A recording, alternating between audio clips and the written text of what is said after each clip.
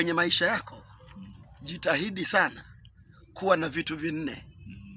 Ukiwa na vitu vinne vitakusaidia sana kwenye maisha yako. Cha kwanza kabisa, muweke mbele kwenye maisha yako, maana Mungu anaweza kaamua leo uwe tajiri au uwe maskini, leo uwe hai au umekufa. Namba 2, uwe na afya njema. Ukiwa na afya njema unaweza ukaenda popote. Ukiwa na afya njema utafanya biashara kokote.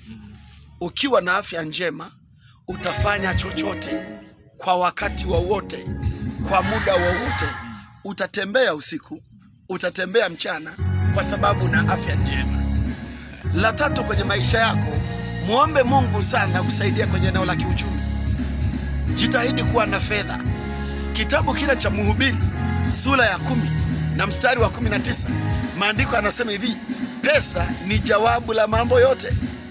Kwa hiyo usije namba 2 ukaiweka afya, maana unaweza ukaugua.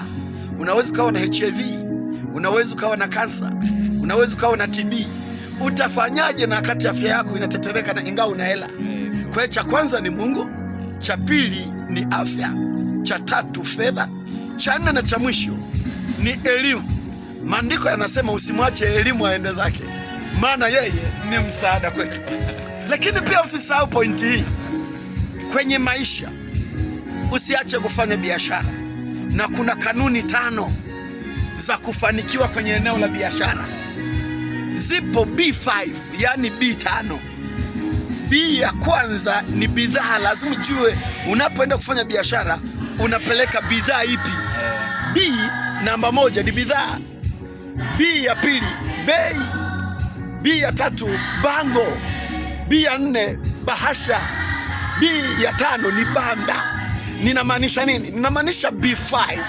B5 lazima ujue unanunua bidhaa gani. Ya pili ujue kupangilia bei. La 3 bango, ni wewe muuzaji.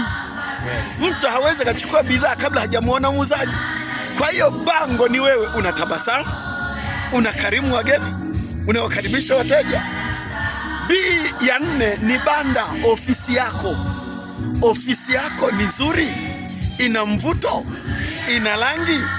Na B ya 5 ni bahasha, mfungishie mteja vizuri bidhaa yako, ili akiondoka aondoke salama na siku nyingine ajiwe nilikirimiwa vizuri. Barikiwa.